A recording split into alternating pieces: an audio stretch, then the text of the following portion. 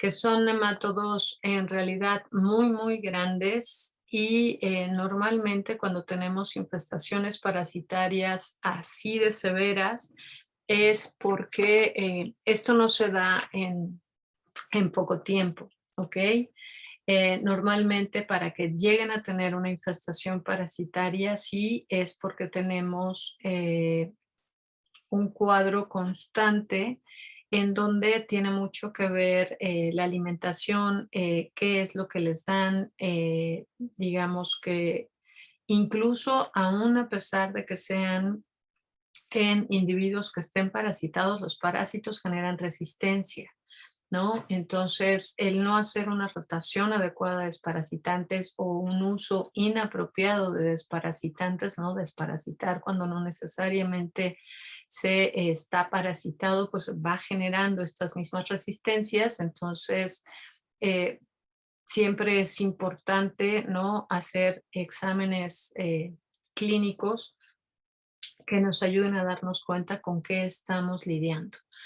Recuerden que si bien las enteritis parasitarias ocasionan una enteritis mucosa, y esto es parte de lo que permite que los animales puedan seguir adelante sin mostrar muchos signos clínicos, cuando ya llegamos a tener problemas parasitarios, infestaciones así de importantes, va a llegar un punto en el que los animales ya no van a estar de manera correcta alimentados. Van a tener problemas de síndrome de absorción y esto evidentemente va a ser a largo plazo. ¿Ok? Hay ocasiones en donde las parasitosis en el tracto intestinal llegan a ser tan severas, ¿no? Que lo que están viendo aquí es el hígado de un cerdo, me parece, y cuando tenemos muchos ascaris, por ejemplo, pueden llegar incluso a subir vía retrógrada. Entonces, estos no son parásitos que de manera regular se encuentren en el hígado, ¿ok? Y no necesariamente están llegando las fases adultas al hígado como tal. Cuando tenemos la migración de estos parásitos, recuerden que tienen, al ser de ciclo de vida directo, tienen un ciclo hepatocardiopulmonar, pero lo que vemos son las famosas manchas de leche en la superficie hepática, en donde alcanzamos a ver en la superficie del órgano justamente los caminos que van recorriendo las larvas. ¿Okay? Entonces dejan manchas blancas sobre la superficie del hígado y se pueden ver puntilleos o manchas blancas o como caminos sinuosos. Los caminos sinuosos es más fácil verlos sobre la superficie pulmonar, pero a veces también se ven sobre la superficie hepática, ¿ok? Cuando tenemos las larvas que pueden llegar a estar en corazón, normalmente no vemos estos caminos sinuosos, lo que vemos son focos blancos multifocales por la reacción granulomatosa que se llega a hacer ahí sí en corazón, ¿ok? Pero cuando tenemos este tipo de parásitos adultos, ¿no? Es solamente porque créanme que el tracto intestinal a nivel del duodeno estaba tan atascado de parásitos que toman cualquier ruta alterna, ¿no? Aunque sea el camino retrógrado, como en este caso, ¿no? Entonces, es así cuando podemos llegar a tener ya este tipo de complicaciones, ¿no? Imagínense este individuo, evidentemente antes de estar en la sala de necropsias, en este caso, ¿no? Estuvo vivo y se pueden imaginar el dolor que le ocasionaba, ¿no? El estar ya tan infestado, ¿no? Pero bueno, es parte de. En las poblaciones en cautiverio de tipo intensivo, todos aquellos individuos que son utilizados con fines de producción, normalmente no es tan frecuente observar parasitosis. Sin embargo, ahora que tenemos nuevamente ciclos de producción, digamos, en condiciones de semi-extensividad, ¿no? Con las gallinas en pastoreo y los cerdos en condiciones libres, para que también estén con el pastoreo, pero que se disminuya un poco el estrés, es nuevamente que estamos empezando a observar problemas de parasitosis, ¿no? Entonces se disminuyen algunas enfermedades que suelen presentarse en lugares donde hay mucho hacinamiento, pero hay algunas otras, ¿ok? Cada cuándo, en realidad, volvemos a lo mismo, Carla, el cada cuándo depende de el, yo te diría, ¿no? Más que hacer un calendario como tal, deberían de hacer exámenes coproparasitoscópicos rutinarios. Se supone que lo ideal es por lo menos hacer una desparasitación 2 veces al año, es decir, una desparasitación semestral. Sin embargo, dependiendo el lugar en el que estén, ¿no?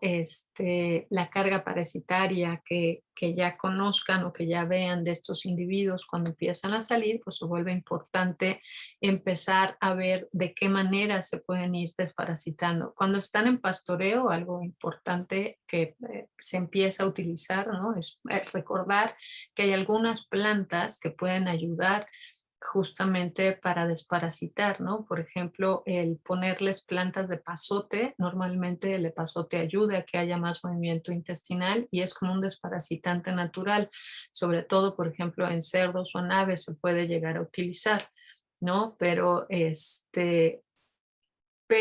también en grandes cantidades puede llegar a no necesariamente ser bueno, cambia mucho el sabor de las plantas, entonces en condiciones normales no es que van a llegar y van a decir, oh, epazote, qué rico, me lo como, porque es un sabor muy fuerte que no es como su primera opción, ¿no? Entonces, pero hay cosas que se pueden ir utilizando, pero mínimo una vez cada 6 meses y yo de verdad sí les recomendaría hacer exámenes coproparasitoscópicos para ver cómo está su población. Ah, miren, aquí se observan las manchas blancas que les digo, ¿no? Estas evidencias de la lesión sobre el parénquima hepático, esto sí nos habla de que tenía este individuo lesiones parasitarias antes de llegar a esto, ¿ok?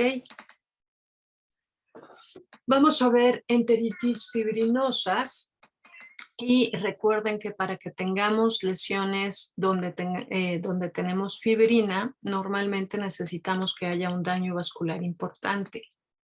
Entonces, vamos a ver qué agentes etiológicos podemos tener con este tipo de lesión fibrinosa. Es muy frecuente que tengamos lesiones hemorrágicas o hemorrágicas y fibrinosas, ¿ok? Porque deriva de un proceso de inflamación aguda. Hablan de dislexia, abundantes en lugar de abundantes. Ven, a todos nos pasa, pero bueno. Y perdón porque apenas ahorita lo acabo de ver. Pero bueno, esto nada más para recordar que siempre que tengamos fibrina significa que tenemos una lesión vascular importante. Entonces estamos observando aquí en el ilion de un cerdo, ¿no? El mesocolo nos ayuda mucho a darnos cuenta que se trata justamente de cerdo. Vean la lesión, ¿no? Si ustedes observan la superficie externa del intestino, bueno, se observa tiene un cambio de coloración, se observa dilatado. Sin embargo, ya que ven la luz, ¿no? Se dan cuenta que estos cambios de coloración corresponden en realidad a áreas ulceradas de la mucosa intestinal y todo esto que están observando en el interior no es un cuerpo extraño, es una capa de fibrina que está ahí adentro, que se está formando justamente por la lesión en la mucosa. ¿Ok? Entonces, en realidad, el alimento no está pasando pegado a la mucosa, está pasando adentro de la capa de fibrina. Entonces, vean el grosor de esta capa de fibrina que puede llegar a absorber este intestino si tiene una capa de fibrina de este tamaño, ¿no? Entonces, en realidad, ya cuando tenemos lesiones así de graves, este es un caso de salmonelosis en un cerdo y esta es una lesión subaguda, ¿ok? Entonces, dependiendo la cepa de la bacteria en este caso, o dependiendo también el estado de inmunidad del individuo, ¿ok? Y que otras tantas complicaciones pueda llegar a darse, ¿no? Para que tengamos un caso así de salmonelosis tan severo, normalmente lo vemos cuando tenemos infestaciones, perdón, cuando tenemos infecciones combinadas. Algún agente viral que esté inmunocomprometiendo a este individuo, no sé, puede ser circovirus que esté afectando aparato respiratorio y a su vez pueda estar ocasionando una linfadenomegalia, afecta a los linfocitos y a los macrófagos de manera permanente y entonces en el tracto intestinal poder tener algo como esto, puede ser una infección por coronavirus y salmonela, que si bien no es frecuente que coronavirus afecte a individuos que ya sean, que ya tengan un estado inmune digamos, bien formado, normalmente afecta a lechones, pero lo que voy es, se pueden llegar a dar combinaciones de agentes y evidentemente aquí el estrés juega una parte muy, muy importante, ¿no? Este tipo de lesiones también, por ejemplo, cuando teníamos fiebre porcina clásica, la combinación de fiebre porcina clásica y salmonela nos podía dar cuadros entéricos así de graves, ¿no? Pero bueno, también hay otros agentes que nos pueden llegar a ocasionar este tipo de lesiones fibrinohemorrágicas o fibrinonecróticas. La imagen histológica de una lesión así, bueno, pues aquí estamos viendo la mucosa, ¿no? La lámina propia, aquí están las vellosidades intestinales y todo esto de acá vemos que en realidad ya es solamente tejido necrótico, aquí tenemos una úlcera, ¿no? Vean, aquí venía y todo esto de acá arriba ya está desprendido, es solamente restos necróticos de lo que fue la superficie del intestino y todo esto es inflamación. ¿Ok? Entonces aquí estamos viendo solamente restos inflamatorios, los vasos sanguíneos, si se fijan, tienen una lesión evidentemente vascular importante, las áreas de hemorragia, las áreas de inflamación y esto de aquí es un trombocéptico. ¿Ok? Entonces, en realidad lo que estamos observando pues, son lesiones muy graves de cuadros en donde normalmente pensaríamos que pueden darse casos crónicos. Sin embargo, hay ocasiones en donde lesiones como esta la podemos tener en 2, 3 días, porque para la fibrina recuerden que no se necesita tanto tiempo para formar. ¿Ok? Ok, bueno, ahí básicamente lo que les está mostrando la imagen, los restos necróticos, las células inflamatorias, la fibrina con los restos de las vellosidades en la parte alta y los trombitos que no están marcados, pero están ahí abajo. Entonces, agentes etiológicos que puedan dar este tipo de lesiones. Parvovirus es uno de ellos, ¿ok? Y parvovirus en perros, si bien normalmente vemos cuadros de enteritis hemorrágica, hay ocasiones en donde podemos llegar a ver estos cuadros de enteritis fibrinosas. ¿Ok? En agentes bacterianos como Salmonella, ya les había dicho, como Clostridium, igual, si bien tenemos cuadros hemorrágicos muy severos, también es frecuente que podamos llegar a tener lesiones fibrinosas como esta.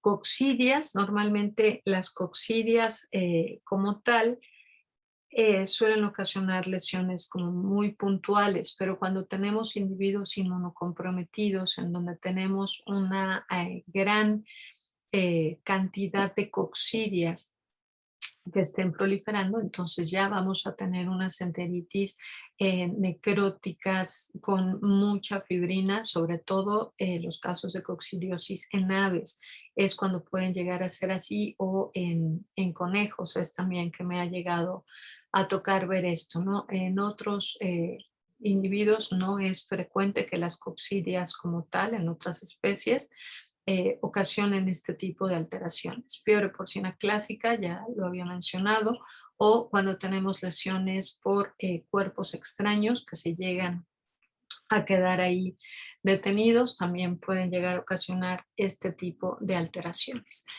Algo que ya habíamos visto en el Kahoot el viernes, ¿no? Es la presencia de esta apariencia de vidrio esmerilado, que es muy característica en los casos de parvovirosis canina. En realidad corresponde a una serositis.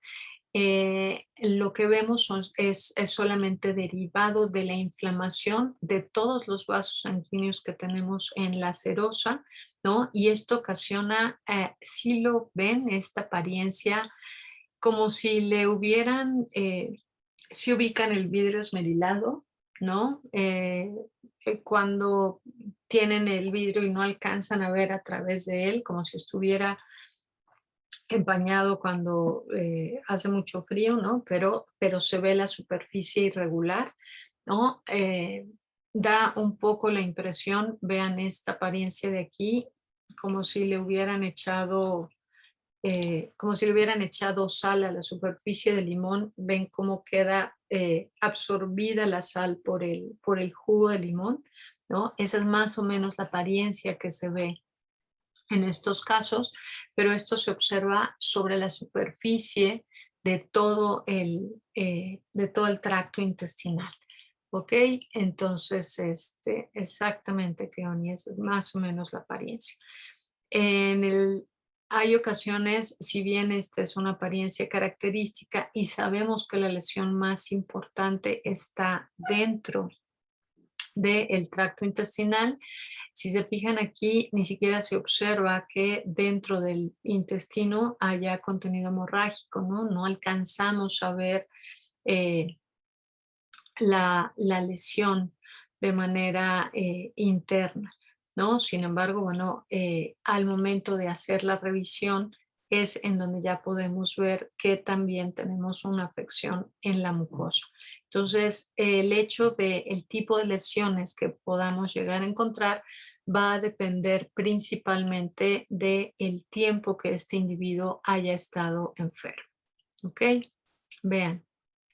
En esta imagen, nuevamente un caso de parvovirosis canina, ¿no? Estamos observando la apariencia de vidrio esmerilado, además de que tenemos aquí sí la evidencia de lesiones vasculares es mucho más importante, ¿no? Vean, ya no nada más son petequias o equimosis como lo que vemos acá, ya tenemos zonas más extensas de hematomas en la superficie y cuando revisan la luz del órgano, bueno, pues ya se observan áreas mucho más extensas de hemorragia o de hemorragia con fibrina en la luz.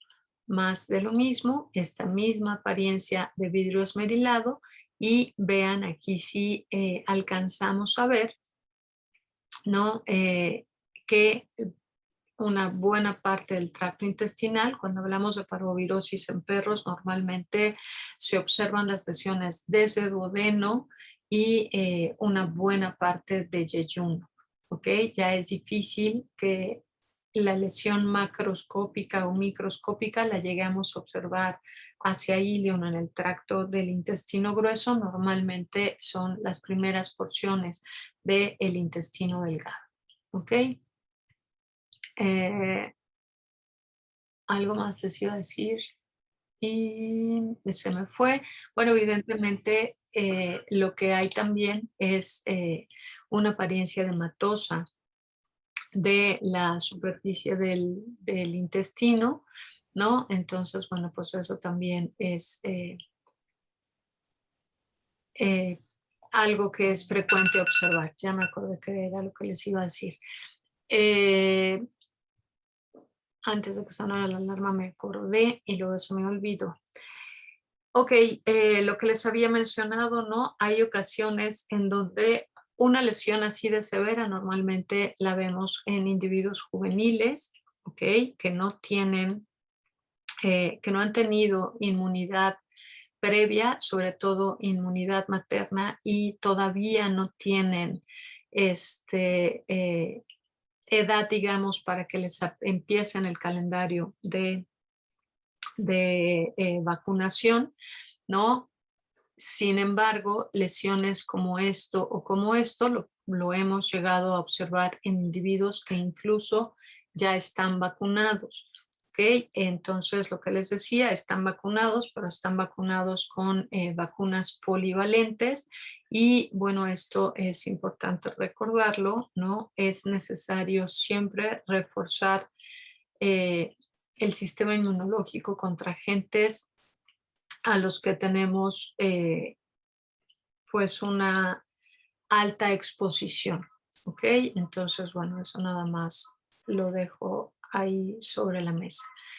De las lesiones internas que se pueden llegar a observar, ¿no? Vean aquí este engrosamiento de la pared, esta apariencia trilaminar, pero toda esta superficie que están observando es fibrina. No se observa a lo mejor tan impresionante como el caso del cerdo, pero todo esto es fibrina, ¿no? Entonces, ¿qué es lo que este tracto intestinal puede alcanzar a absorber de alimento cuando toda la superficie la tiene totalmente recubierta de fibrina? Pues en realidad nada, ¿no? Entonces, esto es lo que ocasiona que estos individuos, además de un desequilibrio electrolítico muy rápido, que llegan a presentar una pérdida de la bulimia importante también que se está presentando,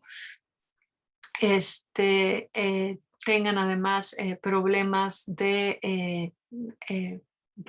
de absorción, no tienen suficiente energía para poder seguir adelante intentando responder de manera eficiente con su sistema inmune y bueno, pues nada más, no siguen adelante mucho tiempo.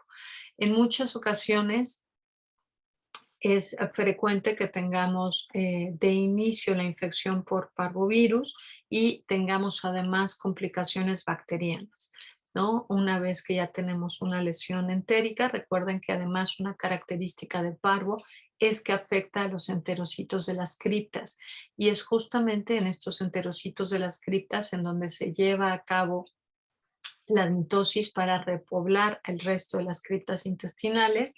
Entonces, normalmente, si están afectando a los enterocitos, que son los que se encargan de repoblar a todo lo demás, pues entonces no se da repoblamiento y entonces esto es parte de lo que ocasiona también la gravedad en los cuadros. ¿Ok?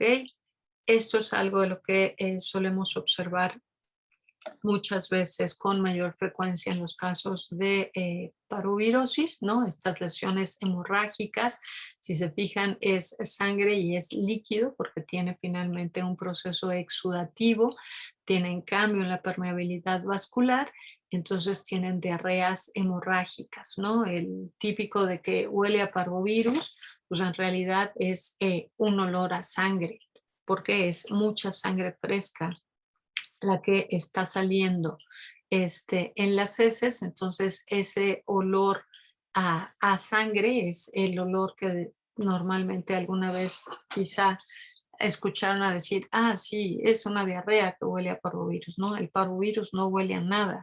Lo que les da una idea es que tienen pérdidas importantes de sangre. Ok, las lesiones histológicas, ¿no? La presencia de estas células proclásticas o estas células de regeneración en las criptas intestinales, los cuerpos de inclusión, que en el caso de parvovirus pueden ser intranucleares o intracitoplasmáticos, ¿no? Se pueden llegar a observar ambos. Hay ocasiones donde también se pueden llegar a observar estos cuerpos de inclusión en los queratinocitos de la lengua, ¿no? También es donde se pueden llegar a observar. Sin embargo, aquí no necesariamente si bien muchas veces es muy fácil verlos en los queratinocitos de la lengua, sí se requiere un poco más de experiencia para poder diferenciar justamente de la queratina que se está empezando a formar en estos queratinocitos. Recuerden que la lengua tiene una superficie queratinizada, entonces ahí sí, bueno, pues se requiere un poquito más de experiencia o bien verlos en la superficie de los queratinocitos de de la parte ventral de la lengua y no de la superficie dorsal. ¿Ok? Pero bueno, eso es algo en donde pueden llegar a encontrar estos cuerpos de inclusión, pero definitivamente, ¿no?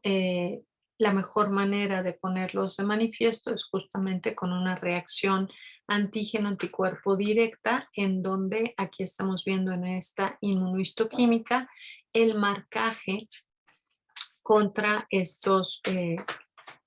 eh, contra este agente viral, ¿no? Entonces, todo lo que observan aquí de color ladrillo corresponde a un marcaje positivo de contra el agente viral y si se fijan, en realidad el virus está en todas las superficies, tanto de la cripta como de las vellosidades.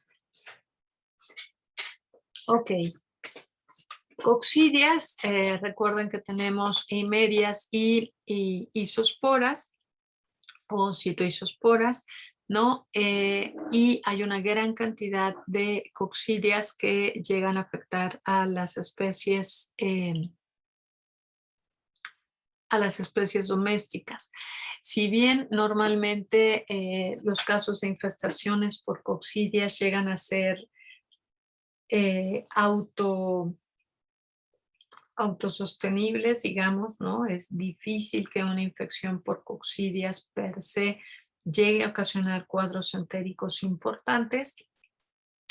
Se vuelve relevante recordar que cuando tenemos justamente un desequilibrio en el tracto gastrointestinal por algún otro tipo de infecciones virales o bacterianas, entonces las coccidias que ya podían estar presentes y más o menos mantenidas, digamos, en orden, entonces pueden proliferar y ahí, bueno, complicar mucho más el cuadro intestinal de la Eimeria bovis es mucho más frecuente que Eimeria surneri en bovinos, en borregos y cabras, caprovina, puntata, pálida, son de las que pueden llegar a ver, ¿no? Eimeria puntata es una de las que vemos con mayor frecuencia, más que la caprovina o la pálida. Citoisospora suis o isospora suis es lo más frecuente que vemos en cerdos, Eimeria lucarti en caballos o citoisospora en perros y gatos que igual antes eran isosporas, bueno, ya les dije isosporas, pero ahora son citoisosporas, la mayoría de ellas. El tipo de lesiones, bueno, ese es el ciclo de vida de las coccidias, ¿ok? Y recuerden que las coccidias son estos protozoarios que pueden tener diferentes fases de tipos, digamos, de reproducción, una reproducción sexual y una reproducción asexual. Y además, en el mismo tracto intestinal pueden tener diferentes tipos de estructuras. ¿Ok? La imagen histológica que ya también vimos en el Kahoot, ¿no? Justamente corresponde a estas formas de coccidias. Entonces, si se fijan, todo esto es parte de esa gametogonia y todas estas de acá, bueno, bien entremezclados con restos necróticos, estas que se observan más grandotas corresponden a otras fases de reproducción de estas coccidias, ¿no? Entonces son muy grandes para ser bacterias, ¿no? Pero son parásitos intracelulares obligados, ¿no? Llevan a cabo su ciclo reproductivo, bueno, el ciclo reproductivo sexual dentro de los enterocitos. Ok. Entonces, aquí estamos viendo, bueno, el acercamiento y en el cuadro de esta imagen histológica más panorámica, alcanzamos a ver, esto es la dilatación de una cripta intestinal, en donde vemos una gran cantidad de moco y seguramente algunas de estas estructuras de aquí corresponden a estas citoisosporas y como buen parásito, ¿no? Lo que va a ocasionar en un inicio es justamente el que tengamos una enteritis mucosa. Sin embargo, ya cuando llegamos a tener infestaciones así de severas, bueno, pues ya vamos a tener además lesiones vasculares, hemorrágicas y si esto llegara a seguir adelante, eh, ya veríamos reacciones piogranulomatosas en el tracto intestinal, ¿no? Nuevamente, esto depende del estado inmunológico del individuo. Miren, aquí estamos viendo una mitosis muy linda, justamente porque se están viendo afectadas las células de las criptas, ¿no? Es en donde a las coccidias les gusta estar, no nada más en los enterocitos en la superficie de las vellosidades, que si se fijan en esta imagen histológica, de hecho ya no tenemos vellosidades, ¿no? O sea, acá arriba deberían de ser las vellosidades y ya no observamos absolutamente vellosidades, solamente vemos las criptas y es en las criptas en donde tenemos esta gran cantidad de agentes etiológicos, en este caso de estos protozoarios. En el caso de las aves era donde les decía que es en donde solíamos ver este tipo de infestaciones con estas lesiones necrohemorrágicas que se observan con mucho mayor frecuencia, ¿no? Y bueno, pues esto, si bien lo llegamos a observar en individuos que estén en vida libre, yo creo que sí, los casos de coccidias en aves que están en condiciones de pastoreo, vuelve a ser un problema que en individuos que estaban digamos, en colecciones cerradas no se presentan. Entonces son unas cosas por otras, por lo que se vuelve importante mantener de todas maneras, aún en estos individuos que están en condiciones de libre pastoreo, pues una revisión constante para ver su estatus inmunológico. ¿Ok? Hablando de clostridiasis, bueno, vamos a hablar de Clostridium perfringens. Acuérdense que es una bacteria gram negativa que tiene capacidad de esporular, es decir, cuando encuentra que las situaciones externas no son propicias, es una bacteria gram negativa, pero es microanaerobia o incluso se considera anaerobia estricta. ¿Ok? Entonces, cuando las condiciones afuera no son lo suficientemente propicias, entonces esporula y estas esporas son capaces de resistir desecación, cocción, congelación. Las esporas no llegan a aguantar lo que sea, ¿no? Igual que las esporas de los hongos o muchas veces también las toxinas.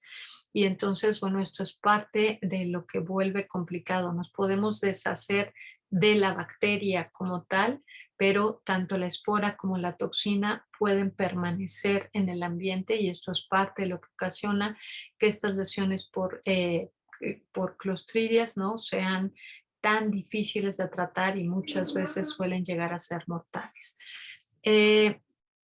Nuevamente, ¿no? Clostridium es una bacteria que es parte de la flora normal, pero este, pero cuando hay un desequilibrio en esta flora y sobre todo cuando tenemos lesiones hemorrágicas, es que puedan llegar a proliferar, ¿no? Y entonces proliferan y es en donde llegamos a ocasionar este tipo de alteraciones. Ok, dentro de las toxinas que se conocen de Clostridium, sobre todo de Clostridium perfringens, tenemos estas, ¿no? Son 5 las toxinas principales, la A, B, C, D, E y E, y estos son los genes que se han visto asociados en las bacterias relacionados al tipo de toxina que llegan a producir. Entonces, estos son el gen alfa, el beta, el epsilon y el iota, y para la producción de toxinas. Entonces, en realidad, el para qué nos sirven estos genes, porque lo que nosotros podemos buscar, por ejemplo, en un PCR, va a ser muy difícil que tengamos la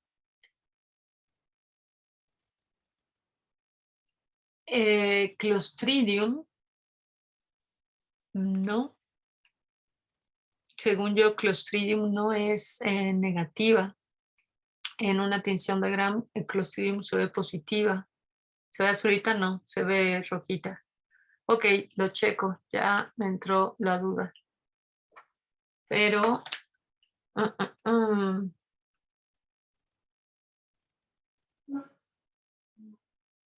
Pero ahora lo checamos y nos quitamos de dudas.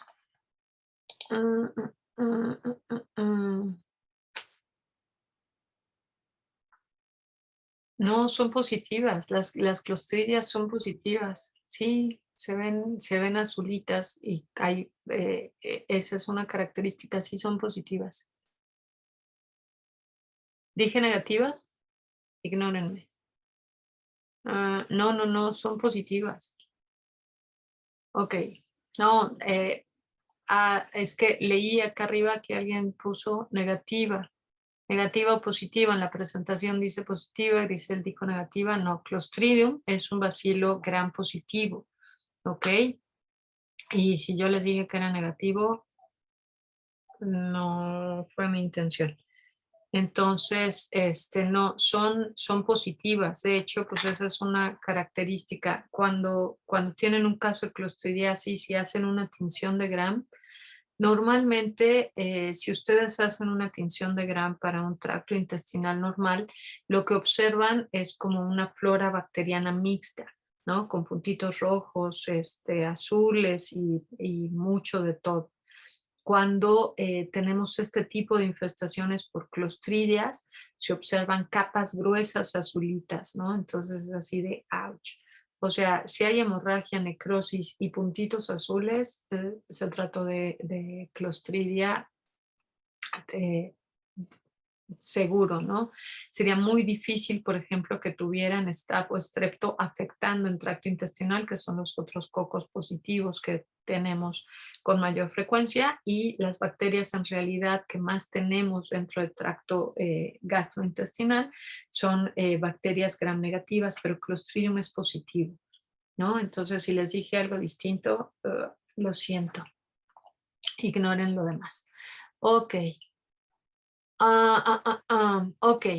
El tipo de enfermedad que se produce en los diferentes individuos va en relación al tipo de toxina. Y lo que les estaba diciendo es que la toxina en realidad solamente la podemos determinar cuando hacemos un estudio toxicológico, pero las toxinas de Clostridium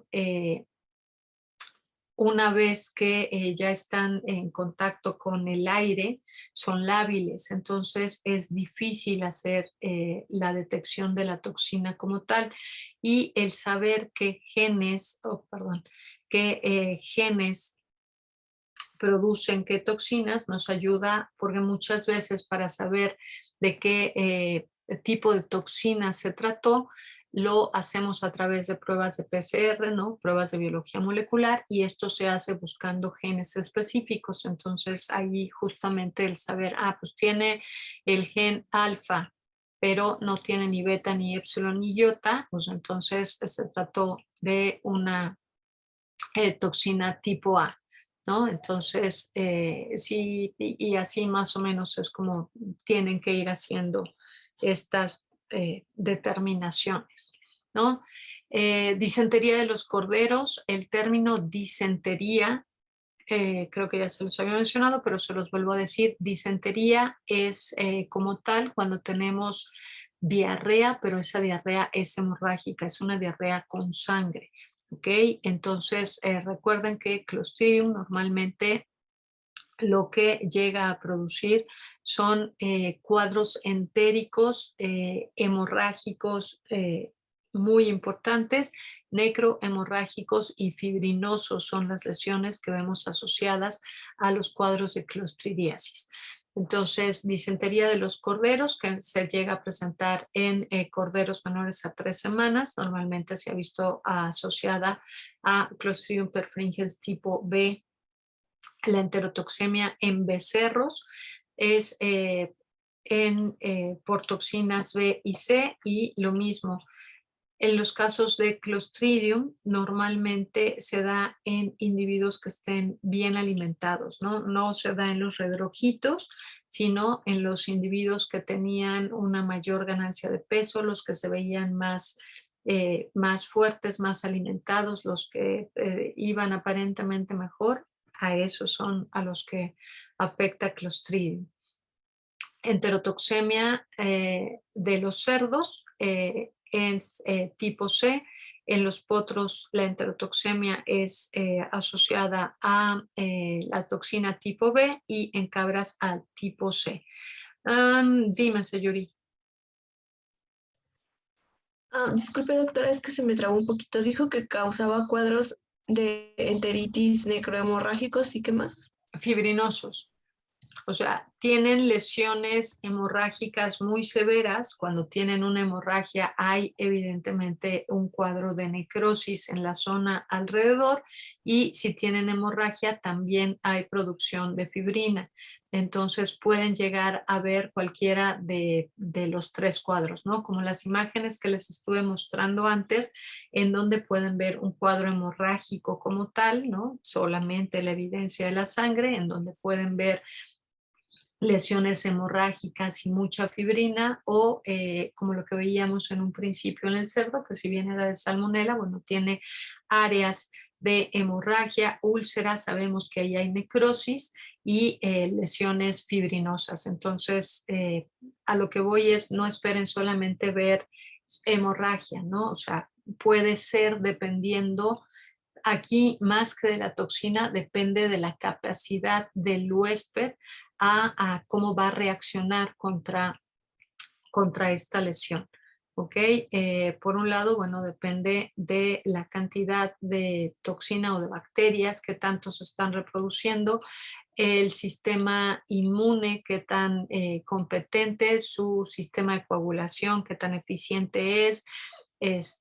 Y lo que les decía, normalmente es en individuos que están bien alimentados, excepto en cabras, que se puede llegar a presentar esta enterotoxemia, sobre todo en cabras adultas, y normalmente las enterotoxemias por Clostridium se dan cuando se da un cambio de alimentación, cuando vienen, por ejemplo, de la época de estiaje y de repente tienen pastura fresca, ¿no? ¿Se acuerdan que los pastos frescos, por ejemplo, tienen una gran cantidad de aminoácidos, y entonces esto produce con mucha frecuencia que tengan una gran cantidad de gas, cambia el pH en el rumen de estas cabras y eso permite que Clostridium prolifere, y es en estos individuos en donde se pueden llegar a dar estos casos de enterotoxemia, ¿no? Entonces, esto nada más para que lo tengan en consideración.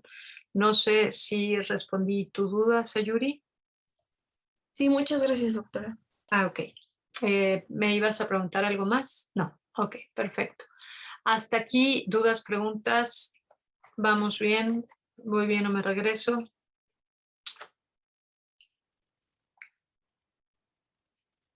Bueno, Todo asumiré. bien, doctora. Perfecto, sale, vale. Gracias, Alejandra y Grisel. Entonces, esto, por ejemplo, es una imagen de un caso de clostridiasis. No me acuerdo la especie, pero posiblemente se debe de haber tratado de algún rumiante solamente en la parte del tracto intestinal. Entonces, no se observa, a pesar de que tenemos lesiones hemorrágicas, si se fijan, no se observa esta lesión de vidrio esmerilado que era tan característica en los casos de parvovirus, pero sí tenemos lesiones evidentemente en la superficie de la serosa. Se observa esta superficie edematosa y están todas las asas intestinales llenas de gas, y justamente el hecho de que estén llenas de gas nos permite observar que tenemos múltiples lesiones dentro del tracto intestinal. Entonces aquí alcanzamos a observar lesiones hemorrágicas en la superficie, pero vemos que en la luz seguramente también tenemos estas lesiones eh, afectando a la mucosa, ¿ok? Y vemos tanto áreas hemorrágicas como áreas en donde seguramente ya tiene, eh, perdón, desapareció el mouse, apareció áreas de necrosis importantes, ¿ok? Lo mismo acá, y algo también que se llega a ver en estos casos es, si se fijan, el contenido es totalmente líquido, ¿ok? Entonces tenemos un contenido totalmente líquido justo porque hay un proceso exudativo y que está afectando la permeabilidad de los vasos sanguíneos, y además este contenido líquido, cuando lo observan, pues es en su mayoría sangre, ¿ok? Entonces, bueno, es parte de lo que se puede llegar a observar, o lesiones tan severas como estas, ¿no? En donde observamos eh, áreas completamente ennegrecidas, ¿no? De hemorragia y necrosis. Alguna vez nos tocó recibir varios perros que estaban así, eh, y eran de una señora que le daba por recoger perritos de la calle. Tenía no suficientes para ocasionar conflicto con los vecinos, que a veces ese es el problema, ¿no? Y ella quería descartar justamente que no se tratara de un cuadro de envenenamiento, porque dijo: yo soy muy cuidadosa con los perros, o sea, sí los tengo, les busco casa, y si no, ahí los tengo, pero procuro que no haya olores, que no ocasionen problemas, ruidos y demás. Y sin embargo se presentaron estos cuadros, y aparentemente fue por un alimento que ella compró. Ella les preparaba el alimento para subirlos de peso, para que mejoraran la condición, el pelaje, y una vez que estaban súper lindos, les buscaba casa, que era mucho más fácil buscarles casa a perritos que ya estaban bien mantenidos, que cuando los ven todos pulgosos y flacos, ¿no? Y con lesiones en la piel. Entonces era parte de lo que ella hacía. Entonces ella les preparaba el alimento, pero aparentemente algo de lo que compró estuvo contaminado. Entonces, a pesar de que el alimento estaba cocido, tuvieron unos cuadros de clostridiasis muy severas, ¿no? Entonces esto es en un perro, que si bien no lo mencionamos en los cuadros de enterotoxemia anterior, pero no es tan frecuente. Bueno, pues esto sí se presentó en estos perritos, en donde además, como el alimento era el mismo para todos, sí se le llegaron a morir, no me acuerdo, pero sí, sí más de 3 de sus perritos que tenía esta señora. Ok. Enterotoxemia de los corderos, ¿no? Recuerden, en individuos que están, bueno, esto evidentemente no es de un cordero, porque estamos viendo un cuadro en donde tenemos una excesiva cantidad de grano en la alimentación. Entonces esto es parte de lo que más bien les mencionaba que pasa en cabras, ¿no? Ya sea que pasen de la época de estiaje, en donde pasan de tener alimento muy fibroso a de repente tener alimento muy suculento, en donde hay una gran cantidad de proteína en los brotes, o bien ocasionados por una alimentación en donde tenemos una excesiva cantidad de carbohidratos en la alimentación, que esto ocasione un cambio en el pH ruminal con todo el cuadro de disbiosis de la flora que ya habíamos mencionado previamente. Pero en los corderos, las lesiones que se van a observar van a ser justamente los cuadros hemorrágicos en todo el tracto intestinal. ¿Ok? En los casos de corderos, también una lesión que se llega a presentar por Clostridium perfringens tipo D es lo que conocemos como el riñón pulposo.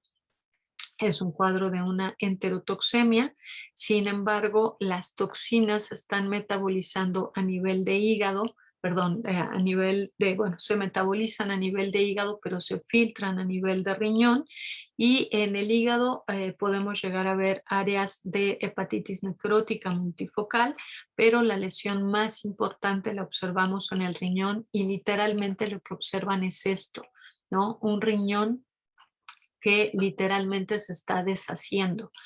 Esto es muy particular porque si alguna vez han observado un órgano que está en estado de putrefacción, ¿no? Ustedes cuando lo toman entre los guantes, los órganos literalmente se deshacen, ¿no? Son extremadamente friables, al contacto se deshacen y así literal es como observan este riñón en, en estos casos de Clostridium perfringens tipo D. Tocan el riñón, ¿no? Para intentar revisarlo y literal al momento de tomar el órgano para sacarlo de la cavidad se les deshace solamente con un tacto gentil, ¿no? Sin embargo, el resto de los órganos intracavitarios no presentan, es decir, parece un riñón que está completamente autolizado. Sin embargo, el resto de los órganos cavitarios no tienen esos cambios autolíticos que estaríamos esperando si se tratara de autólisis, ¿no? Recuerden que normalmente los cambios autolíticos se dan de donde tenemos una mayor cantidad de bacterias, de manera que lo más frecuente que veamos son estos cambios autolíticos de inhibición y demás en el tracto intestinal, ¿no? La dilatación de las asas intestinales por las bacterias que están ahí adentro, la inhibición que ya no nos permite darnos cuenta si era realmente una lesión hemorrágica o no, pero en estos casos el riñón se está deshaciendo y el tracto intestinal está con lesiones hemorrágicas multifocales, pero nada que ver que corresponda a esto. También en estos casos de Clostridium perfringens tipo D, es frecuente que tengamos lesiones de encefalopatía focal simétrica, ¿ok? Entonces, por eso están viendo esta imagen de este encéfalo y normalmente las lesiones se observan en la sustancia blanca, pero si se fijan son lesiones de malasia que son simétricas en los dos hemisferios cerebrales. Entonces, estos individuos, los corderitos que presentan este tipo de lesiones, o individuos adultos que llegan a presentar este tipo de lesiones, eh, pueden llegar a verlos con cuadros nerviosos, ¿no? El cuadro nervioso es lo que normalmente más va a llamar la atención, a pesar de que tengan ya un cuadro de nefrosis urémica importante, ¿no? O sea, el riñón literalmente está destrozado antes que el tracto intestinal, ¿no? Bueno, eso es parte de lo que podemos llegar a ver.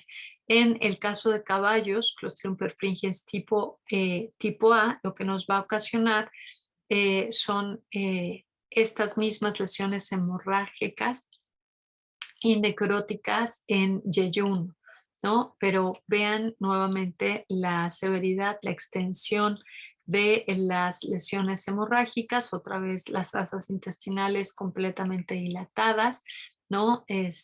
Por la gran producción de gas, pero el color es lo que nos ayuda a darnos cuenta, ¿no? Que estas lesiones van más allá de la hemorragia, ya tenemos un compromiso vascular muy importante.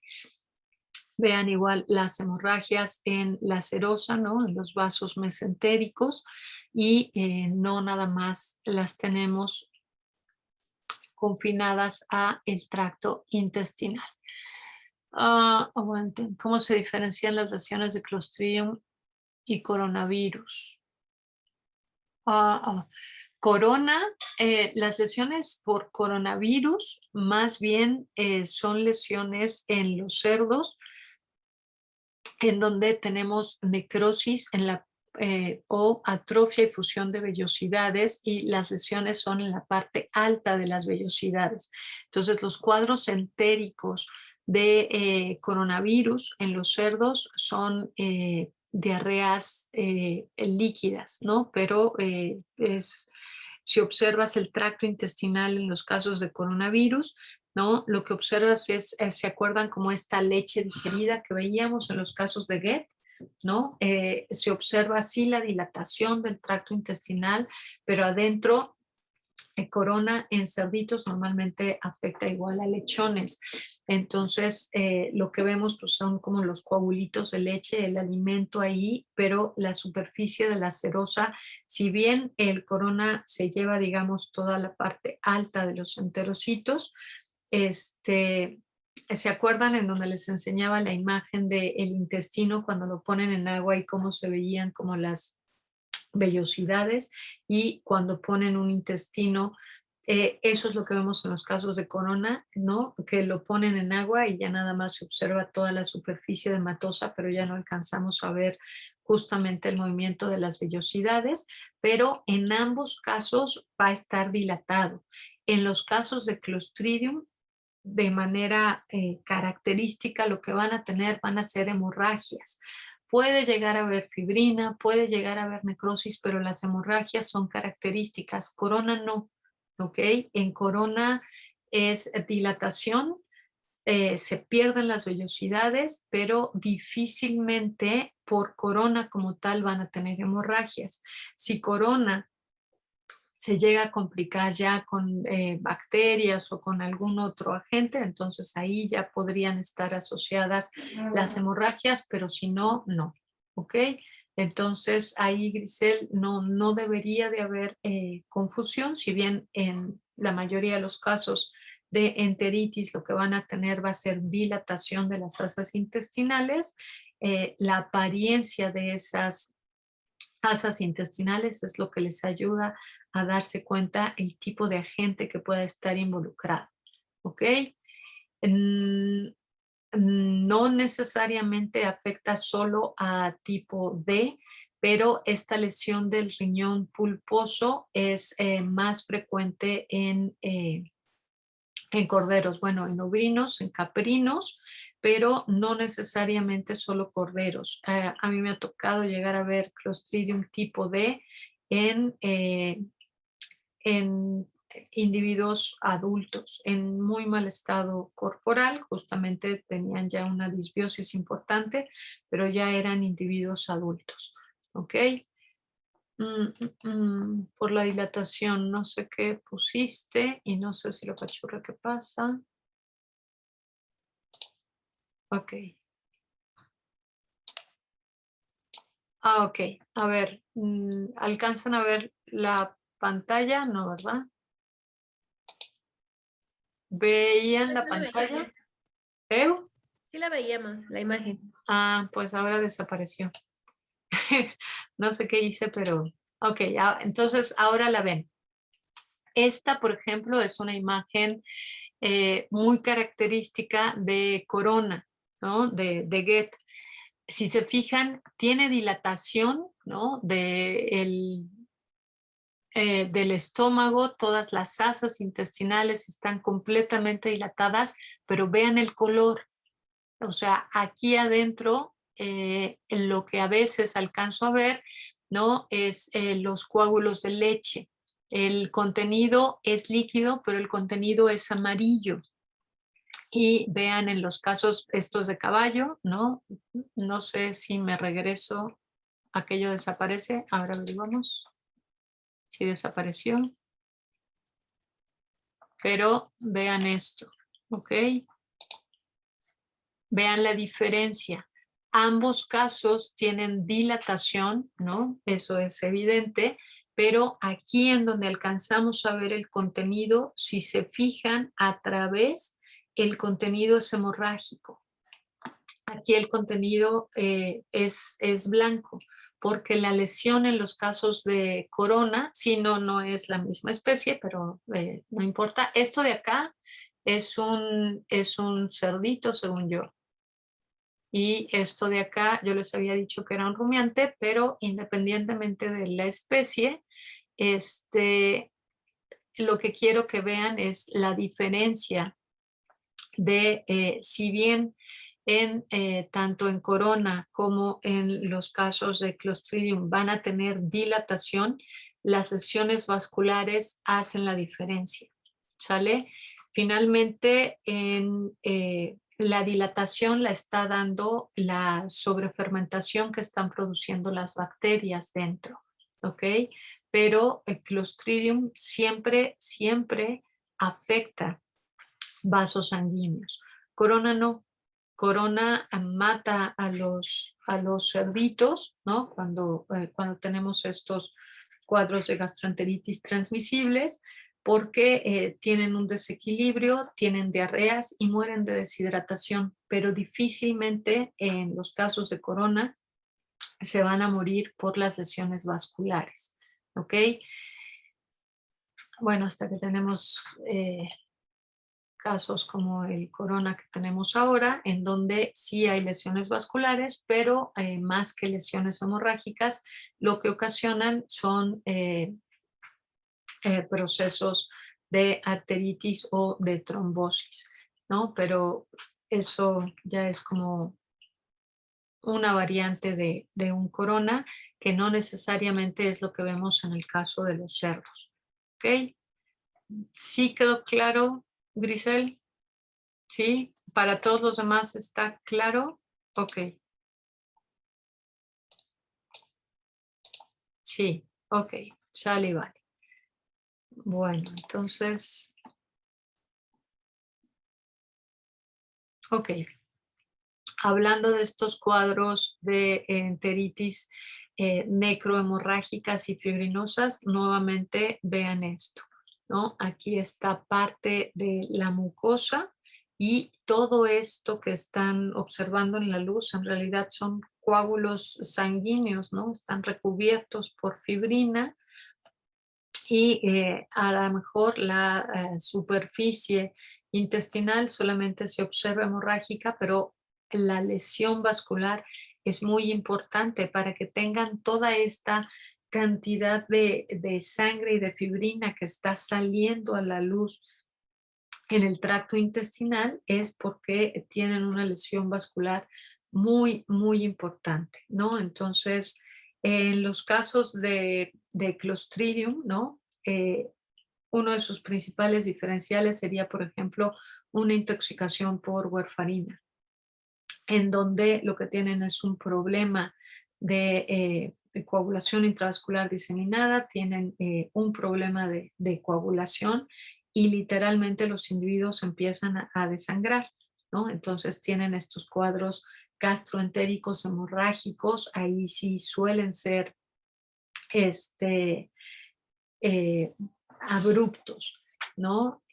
Depende nuevamente la dosis del tóxico ingerido, el estado inmune del individuo y demás. Hay veces en donde la mayoría de las ocasiones, bueno, desafortunadamente no, pero les iba a decir, la mayoría de las ocasiones es porque los perros, que es normalmente a quienes más encontramos afectados, se comen ratas y a las ratas es principalmente la warfarina, se utiliza para como rodenticida, ¿no? Entonces el problema es la rata se muere y llega el perro y se come a la rata, ¿no? O la rata sale porque se está sintiendo mal, el perro la ve, la pesca, y entonces ahí tienen un problema, finalmente se la termina comiendo y la rata muere no porque el perro necesariamente se la haya comido, sino porque estaba intoxicada, pero el perro a su vez es intoxicado por la rata. También lo que les decía en estos casos de maltrato, ¿no? En estos casos ahora de forense que cada vez son más frecuentes, también se dan los casos de intoxicación por warfarina y eso es que les ponen la warfarina directamente en el alimento. Eh, y bueno, son lesiones hemorrágicas muy, muy extensas, tanto la warfarina como el óxido de zinc son este tipo de lesiones hemorrágicas que se llegan a presentar y un diagnóstico diferencial obligado sería justamente que no se tratara de una clostridiasis. Desafortunadamente para nosotros en pequeñas especies las intoxicaciones provocadas o intencionales son más frecuentes que los cuadros de perdón, que los cuadros de clostridiasis, pero bueno. En este caso, no tengo la certeza, Keoni, yo creo que se trató de clostridiasis, pero es un diferencial que deberían de considerar. Ojo, cuando sospechen de intoxicación, ok, ahí sí, la única manera de comprobar es con un estudio toxicológico, ¿no? Entonces, cuando ven algo así, justamente es el por qué mandamos a buscar warfarina, ¿no? Y algo también es que estos tóxicos, justamente una de las características es que permanecen mucho tiempo. Entonces, llegamos alguna vez incluso a, a rescatar, ¿no? A obtener muestras importantes de grandes cantidades de tóxico. En esta ocasión no era warfarina, era estricnina, pero en un individuo que tenía ya 14 días de muerto, ¿no? O sea, evidentemente el individuo ya estaba en proceso de autólisis avanzada, pero las cantidades del tóxico presentes todavía en el resto de los órganos y sobre todo ahí sí mandamos pelo y todo, las concentraciones eran muy altas. Y algo importante es que todos estos tóxicos tienen justamente estos efectos residuales. Entonces ponen al individuo, ¿no? O al intoxicado y donde se quede, estos tóxicos se van a ir hacia la tierra y se puede incluso ir hacia los mantos freáticos. Y de ahí muchas veces que tengamos problemas de intoxicaciones por el uso de estos tóxicos, de estos pesticidas, ¿no? De maneras crónicas. Claro, se va diluyendo el tóxico, ¿no? A lo mejor ya no va necesariamente después de que consuman, de que en este lugar en donde tuvieron el uso de la warfarina. Les digo porque muchas veces en los campos, ¿no? Utilizan warfarina para que las ratas no se coman a la cosecha, sobre todo de maíz. Pero la warfarina se queda ahí en el pastizal y posteriormente, ¿no? El pasto, bueno, el maíz sigue creciendo y el forraje se lo dan al ganado. Entonces, finalmente el ganado puede ser el que se intoxique con la warfarina y no vamos a tener idea de cómo hacer el seguimiento para entender de dónde carambas le llegó warfarina si no es como que alguien intoxique a una vaca por warfarina o que la vaca se coma a una, a una rata, ¿no? A diferencia de lo que pasa con carnívoros, pero se da justamente la contaminación por el suelo, lo absorbe la planta y hay un herbívoro que se come a la planta y después hay un carnívoro que se come al herbívoro que se comió la planta. Entonces se va diluyendo al carnívoro que se come al bovino, ya no le va a dar un cuadro de intoxicación tan severa, a lo mejor ya solamente va a tener un problema de gastroenteritis o un problema hepático, pero ese es el problema de los cuadros de intoxicación. En realidad eh, tienen vidas medias muy, muy altas, ¿no? O sea, muy, muy largas. Y conforme se va metabolizando por los diferentes medios, ¿no? Ya sea plantas o animales, se va degradando, pero aún así puede seguir ocasionando lesiones, ¿no? Entonces, y uno de los grandes problemas en nuestro país es que se venden de manera totalmente indiscriminada, ¿no? Si cualquiera de ustedes va a una tlapalería, ¿no? Les aseguro que podrían fácilmente conseguir cualquier cosa. Y lo mismo muchas veces, desafortunadamente, me ha tocado ver que se los venden a niños, ¿no? O sea, es como ilógico, no dejo que el niño consuma o coja alcohol o que le compre los cigarros a los papás. Bueno, porque uno supondría que es para los papás cuando se trata de menores de edad, que ya sabemos que no necesariamente es así, pero esa parte sí está regulada, pero no está regulado el consumo de sustancias que per se son venenos, ¿no? Pero bueno, es parte de nuestra situación. Ok, gastroenteritis hemorrágica canina, ¿no? Gastroenteritis en los perros por Clostridium perfringens tipo A y aquí lo que me preguntaban si Clostridium, no, era si D solamente afecta a corderos.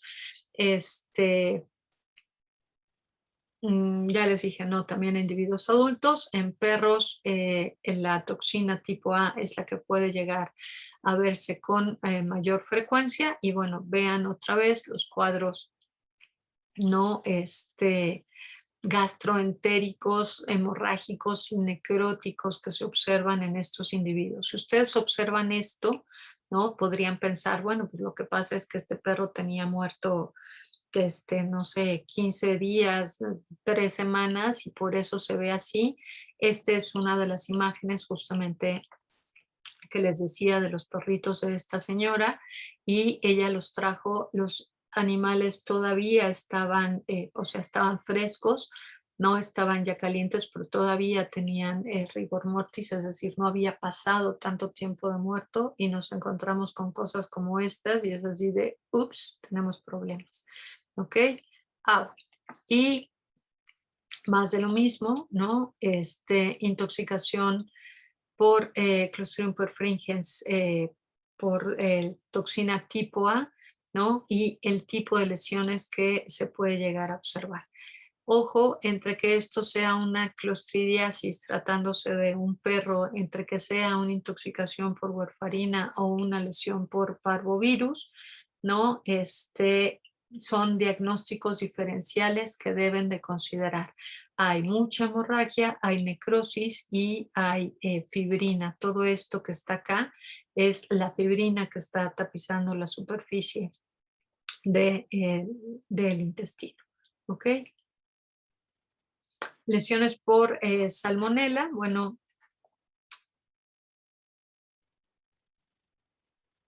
ok, lesiones por salmonela, esta sí, gram negativa, ahora sí dije gram negativa, luego no me fijo. Acuérdense, la característica de salmonela es que tiene mucha motilidad y salmonela, ¿no? Para los que les interesa microbiología, creo que es uno de las bacterias más estudiadas que tenemos justamente porque le han encontrado una gran cantidad de serotipos, serovariedades, de toxinas y entonces es como fascinante para los microbiólogos que trabajan con salmonela, es así como se clavan en que si las fimbrias y que si la toxina y que si y es como un mundo maravilloso el de la salmonela, ¿ok?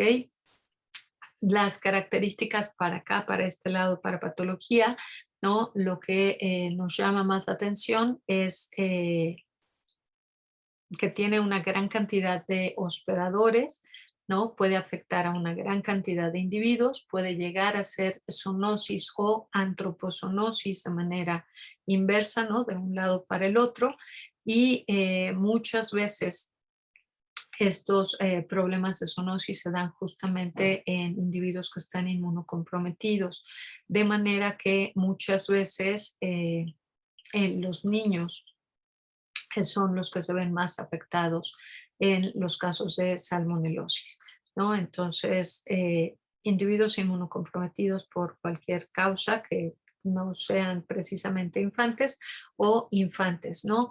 Les menciono esto porque, por ejemplo, en lo que corresponde a reptiles, ¿no? Sobre todo reptiles que tienen de mascotas tipo tortugas, hay una gran cantidad de salmonelas de las cuales los reptiles son portadores asintomáticos. Sin embargo, al estar en contacto con los niños, ¿no? Para los niños sí puede llegar a ser un cuadro clínico importante. Entonces, la culpa no es de la tortuguita que porte a la salmonela, ellos viven en simbiosis. El problema es un individuo que no está acostumbrado a estar con este tipo de bacterias y sobre todo sería relativamente sencillo. Acabaste de jugar con la tortuga, la dejas, vas, te lavas las manos y problema resuelto, pero no estás jugando con la tortuga, te estás metiendo los dedos a la boca, estás comiendo ahí junto mientras estás jugando con la tortuga, ¿no? Pero bueno, evidentemente esto se vuelve complicado, pero es uno de los puntos que se vuelven importantes a considerar. Entonces, bueno, afecta hígado, afecta tracto intestinal. Dentro del tracto intestinal normalmente puede afectar principalmente a vesícula biliar y es ahí justo en vesícula biliar en donde se reproduce aparentemente muy bien y de ahí están saliendo de manera persistente las bacterias al tracto intestinal, de manera que los cuadros de salmonelosis, sobre todo en humanos, ¿no? Pues es muy frecuente la hepatitis, ¿no? Entonces, si bien hay cuadros entéricos, los cuadros entéricos pueden ser pasajeros, pero las lesiones hepáticas son las que se vuelven un proceso mucho más importante. ¿Ok? Y los cuadros diarreicos en los casos de salmonela, pues aquí sí va a depender de el tipo de salmonela, de la variedad que sea, el tipo de toxina que esté produciendo y la inmunidad del paciente. Entonces aquí estamos observando, ¿no? Cuadros diarreicos y bueno, pues esto es un individuo adulto, ¿no? Esto era seguramente de un cerdo y estamos viendo, bueno, pues estos cuadros diarreicos en donde estamos viendo ahí todo el material alimenticio como pasó tal cual, ¿no? Ahí hay un cachito a lo mejor de mucosa que está dejando en esa lesión. Pero estas son las lesiones más aparatosas, más graves, lo que les decía, ¿no? Vean las lesiones ulcerativas, ¿no? Necróticas, aquí el centro de todas estas úlceras está necrótico, entonces vemos lesiones hemorrágicas, necróticas y evidentemente un cuadro fibrinoso muy, muy, muy importante. Y vean el resto del contenido eh, que había ahí en la luz de este tracto intestinal, pues es líquido, ¿no? Es totalmente una diarrea líquida. Entonces, no necesariamente van a observar en este o en este caso la salida de sangre como tal, ¿no? Una disentería, pero las lesiones internas sí son lesiones vasculares y hemorrágicas o necróticas importantes en los casos de salmonella. Y una lesión, estos cuadros, les digo, son agudos y subagudos, pero en los casos de salmonelosis crónica, las lesiones características que se observan a nivel de válvula ileocecal es la presencia de las famosas úlceras botonosas. Entonces, si bien estamos viendo esta lesión fibrinosa.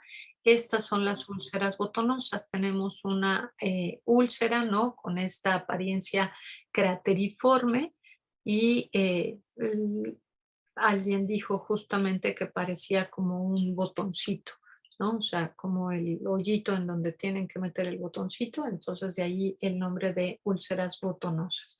Entonces, ya cuando llegamos a ver este tipo de lesiones, ahí ya estamos hablando de cuadros crónicos, es decir, el estado inmunológico de este individuo le permitió, ¿no?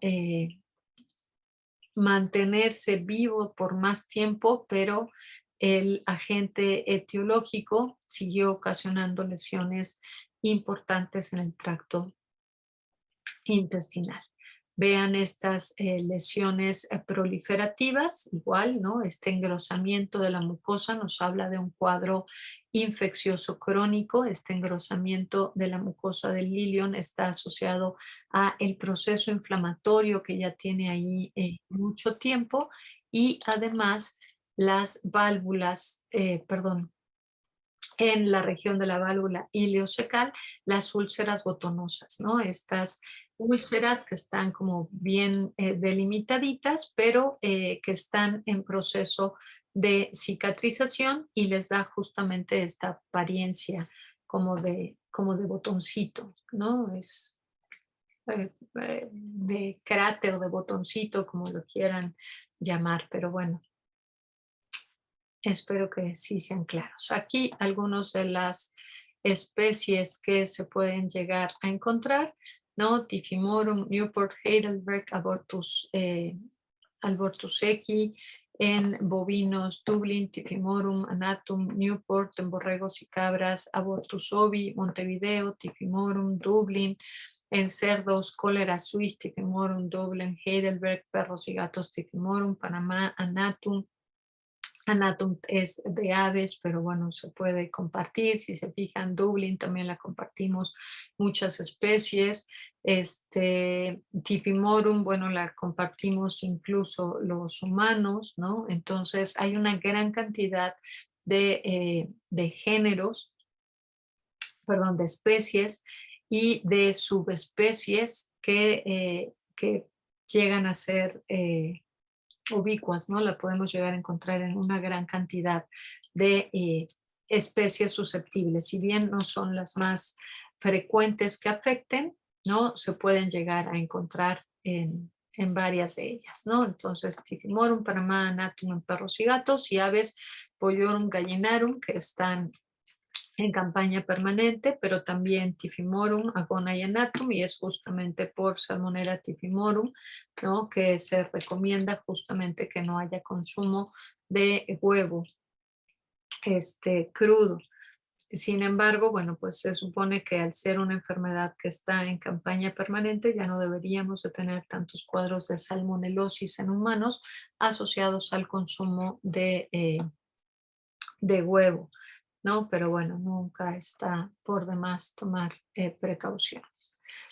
Hasta aquí, dudas, preguntas, comentarios. Me he seguido de frente, pero supongo vamos bien.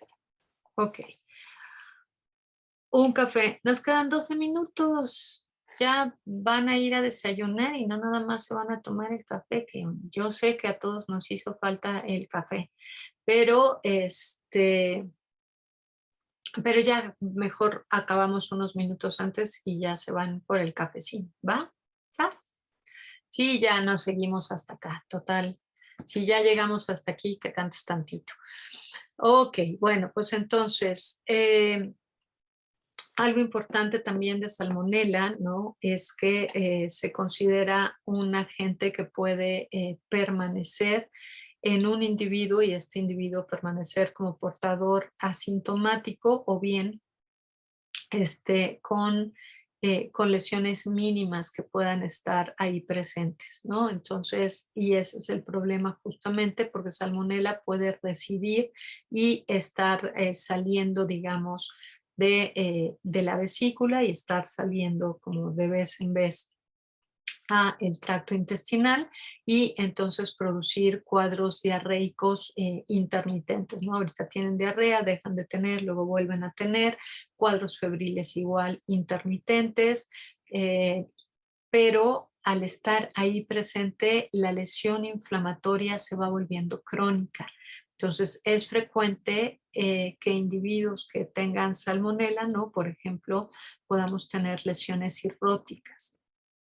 Y esto asociado a salmonelosis, ¿no? Entonces, en humanos, no nada más el virus de la hepatitis viral, el herpes virus tipo C, que es uno de los más frecuentes que tenemos afectando aquí en nuestro país, es el que pueda llegar a ocasionar lesiones como cirrosis o incluso eh, colangio o hepatocarcinoma, sino también infecciones crónicas y persistentes por salmonela. Entonces, cuando hay una antibioterapia prolongada, bueno, también esto puede llegar a ocasionar el que haya una disbiosis y como la salmonela se queda albergada dentro de la vesícula, es difícil que los antibióticos lleguen hasta la vesícula, o sea, sí llegan al tracto intestinal, sí pueden llegar a estar en el parénquima hepático, pero es difícil que el antibiótico pase hasta la vesícula biliar y entonces salmonela sigue permaneciendo. Entonces en realidad se vuelve de muy difícil tratamiento y erradicación, ¿no? Por eso en el caso de las aves, cuando tienen problemas de salmonelosis, normalmente es como sacar a todos los individuos porque va a ser muy difícil el poder lidiar con esta infección bacteriana, ¿no? Entonces ocupan de todo dentro, todo fuera, antes de que la mortalidad sea elevada y bueno, pues ahí también es cuestión de revisar eh, carne o huevo contaminado por salmonela no puede salir al mercado. Entonces las pérdidas en los sistemas de producción por salmonela también son importantes y justamente no puede salir porque es un problema de zoonosis, ¿no? O no debería de poder salir, ¿ok? Eh, las lesiones que se pueden llegar a observar son como tenemos que salmonella vive, ¿no? O se está reproduciendo de manera frecuente en la vesícula biliar, entonces es frecuente que tengamos lesiones como colicistitis crónica, que tengamos la inflamación y el edema de la vesícula biliar, o bien este, la presencia de mucosele biliar, ¿no? Se va por el mismo proceso inflamatorio que se da en la vesícula biliar, el líquido biliar con el proceso inflamatorio se va formando como una especie de moco, como de gelatina, ¿no?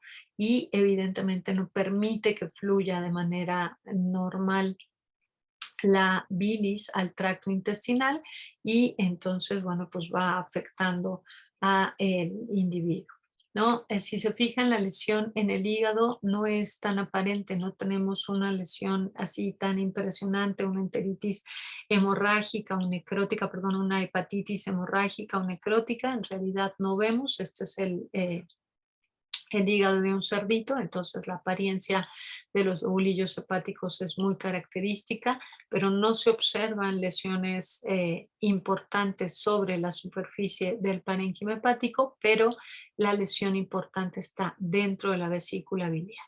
¿Ok?